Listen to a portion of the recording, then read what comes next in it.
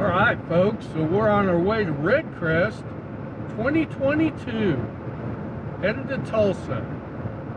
Left out this morning, it's Saturday. I should get there around 2 o'clock. The anglers come off the water at 4 and then they're headed to the Expo. With any luck, we'll get some good shots of the pros today. And JT and all them are up on stage there at the Expo in Tulsa. So stay tuned, guys. It ought to be a good one.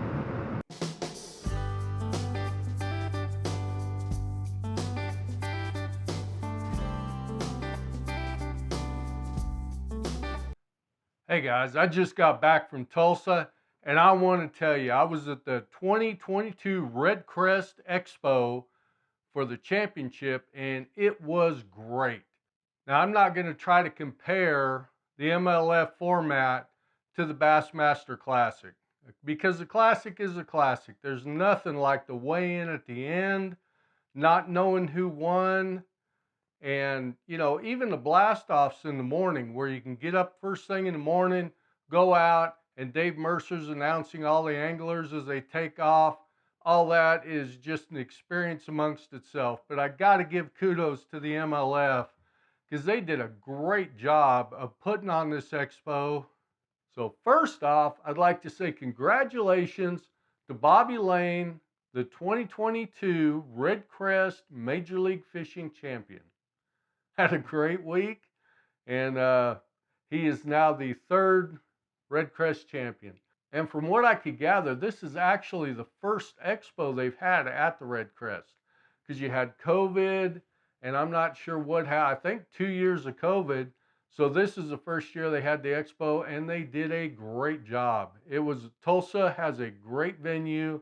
I'll probably butcher this name, but I think it's Sagnet, or it's Sagenet, Sagnet. But it was a huge building, plenty of room, just great facilities, had food on the inside, not just food trucks. So really got to hand it to Tulsa. They did a great job on this. And making the anglers accessible to fans. That's what was impressive to me. Not only was the expo great, it was huge, hundreds of vendors, boats, you know, Garmin was there, Lowrance was there, YOLO Tech, Bass Reaper, you know, Cast King had a huge booth. Optima Batteries had a big stage and a platform. And Berkeley brought in that big fish tank, and the anglers actually got up on top of it and threw lures in there and showed the retrieves and how the lures worked in the water, and there were bass in there. So it was pretty cool. Just an extremely enjoyable experience. So the vendor booths were spread out pretty far, and you didn't have to fight and elbow in there to get to look at stuff. There was plenty of room for everybody to look, and they had, most of the anglers were just hanging around. Like there were anglers at the Garmin booth when I first walked in, because that's the first place I wanted to go. And you know, I talked to Jared Littner for a minute, and he was there with a couple other guys. And you didn't have to wait in line. The only time I waited in line the whole expo was to get a picture with Jimmy Houston, and just to thank him for everything he's done for bass fishing over the years. And that was a great experience. Got a nice photo with him, got to shake his hand. You know, and Jimmy Houston's just a legend of bass fishing. Also ran into Josh Bertrand, and I had emailed Josh about his podcast, Angler's Happy Hour, over a year ago, and he remembered the emails and whatnot. So we sat there and talked for probably 10, 15 minutes, and he's just a great guy. Ran into John Cox, who's not fishing the MLF this year, but he did qualify last year. You know, John's a really good guy. And like I say, there weren't a lot of people around, so they just sit there and talk to you. And that's the biggest difference I could see, and not taking anything away from the Bassmaster anglers. But, you know, these guys were already either done with their competition or they were on their day off. And there just seemed to be a lower stress level with those guys. They didn't mind talking to you. You know, you'd walk up and say, hey, how's your day going? And they, you know, where are you from? And I really wasn't planning on taking a bunch of pictures, but, you know, they'd be like, hey, you want to get a photo? And somebody grabbed my phone, and here you go. And, you know, I ended up with a bunch of photos like you see. So another thing that was pretty cool was after the first day, I walked out a side entrance and I looked and there was this big limo, big stretch Cadillac limo. And I thought, what the heck is that for? So the, the anglers, when they come off the water, it's not like, they're having to pack the fish out of the live well and get hooked up to their boat and get all that done and head over to weigh-in. No, they get in a limo and ride back to Tulsa from Grand Lake, and they show up in a limo. I guess somebody else brings the boats. I'm not sure how all that worked, but I thought that was pretty cool. They got the movie star treatment. Now, as far as watching the action on the water, when you're at the expo, there's hardly any place that you can stand in the expo where there wasn't a big screen TV where they were showing all the live action. And they had the stage where the announcers were calling up interviews with anglers, and they had a big sitting area there where you could go get a beverage or lunch and you could sit down at a table and eat and watch what they're actually showing on the live. And that was really cool. But like I say, as you're walking around the expo, you'd see people start to gather around these big TVs. Well, it'd be when somebody caught a big fish, and made a big jump up the leaderboard. So it was really cool. They did a great job of that. You knew exactly what was going on the water. Of course, the downside to that is at the end of the day, before the anglers get back to the expo to do the post game show, you already know who the leader was and who got cut, or in Bobby Lane's situation, who actually won the event. So the expo itself, I went ahead and picked up a lot of new things that I had never tried before. So that's pretty much what I got over here. And I'll start out with StarTron, and I'm going to do my Luke Duncan impression and kick ethanol in the teeth. That's not a very good one. But anyway, sorry, Luke. Stop by the StarTron booth, pick me up some of this. And you know me, I'm pretty technical, so I asked him if it had, fuel storage properties. And he was telling me about the enzymes they use and different things. And they got a new product coming out, which will be out sometime this year, which will have storage properties. So look for that from StarTron. And, the guy just kept handing me stuff. I got aluminum restore. I got mildew remover. Just everybody at the expo was like that. They were just great.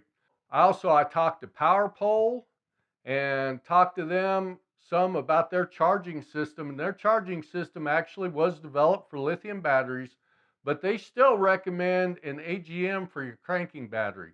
Now, Monster Marine, they were great, and they've got an 18 amp hour, little bitty 4-pounder that would be great in my kayak. I'm probably going to go ahead and pick one of those up.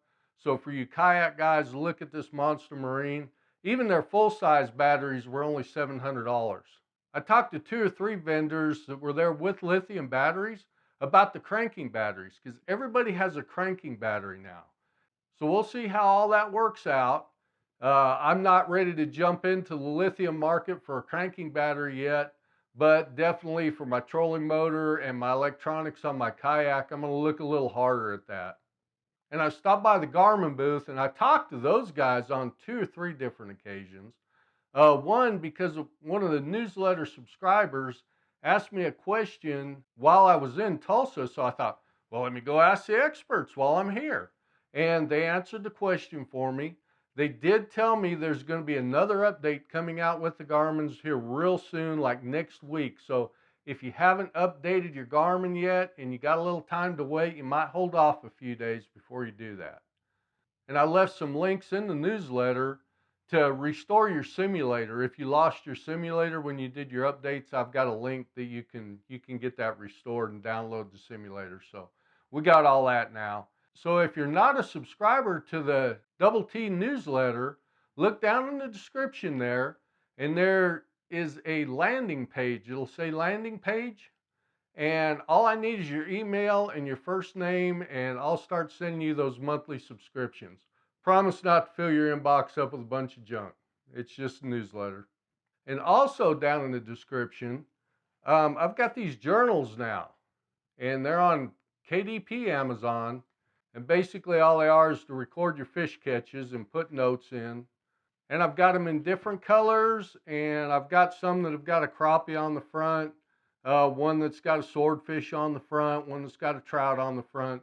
But basically I developed these so that you could have one journal for Lake X and one journal for Lake Y and one journal for River Z. Because if you're like me, I've got a journal and I've got all my different trips in the same journal. And when I go back to look at a certain fishing trip, I've got to thumb through that whole thing. So anyway, if you want to pick some of those up, they're on KDP Amazon, and the link to that is down in the description, along with the Garmin Beginner's Guide, which has the file setting structure, if you're interested in that. Okay, enough of that. So some other things I got. This is from Lawless Lures. And if you've seen that new, I don't know how to pronounce it, I'm going to butcher this. I think it's a emu rig or something like that, where you take a straw and you glue it into a worm, and as you pull it, it curves and it contracts and expands. Basically, that's what this is. But it's got a grommet here in the front of it. And you put the hook in the back, which, yeah, I don't know. We're just going to have to try these. But as you pull it, it pulls it together, and it goes like that as it goes through the water. So we'll give these a try. With the hook in the rear and nothing in the front, we'll see what the hookup ratio is like. But I did like it because it's not going to get destroyed every time I get hung up or every time I catch a fish, like it looks like that other rig would. But the other rig has the hook in the front. Anyway, Lawless Lures. Tungsten. I really stocked up on a lot of tungsten. Epic Tungsten, and they were great. Had 20% off all their tungsten, and just super people. Talked to them for a long time about the process of making these weights and different technical aspects. I stopped by and talked to Boyd Duckett for a little bit because I had a question. I'm thinking about maybe trying to become an official on the MLF circuit, basically so I don't have to make those 50-mile runs doing 70 miles an hour like you do in bass. Go into that a little later. Anyway, they got some reels that they're trying to get off their shelves because the newer models came out, and I got 3 reels for $100. They're the 6.3 gear ratio, which I wanted for my crankbaits. And there's a cute little story behind this little square bill here. And I'm not going to go into product reviews because these are all brand new to me. But I was looking at it. They had one on display, and I really didn't look up. I was just, looking down at the lure because it's a unique design. The bill is actually part of the outside plastic. I was looking at the design, and this voice from the back comes back, and she says, yeah, she goes, we use all EWG hooks. And she said, you can see the bill's built right into it, so it can't move, and this, that, and the other. I said, yeah, I said, that's really interesting. And she told me the price, and I look up, and it's this little blonde-headed, about 10, 12-year-old girl. And she knew all about lures, guys. I mean, she knew more about lures than I did. And it was the funniest thing. So I went over to go pick a couple of those out, and I don't know if he's the main designer or the owner of Thunderhawk Lures, but he showed me, I had a couple of these in my hand, the square bills, and he said, hey, do you fish lipless? And I said, yeah, all the time. I love lipless. They got a new design, and they're a pretty good looking lure, but the reason I bought, and I bought 6 of them, the reason I've got these was they actually have a swivel embedded in the bait, so you don't have to, take the snap rings off and do a braid rings, so you get a good rotation on the hook and you're not going to lose fish so much.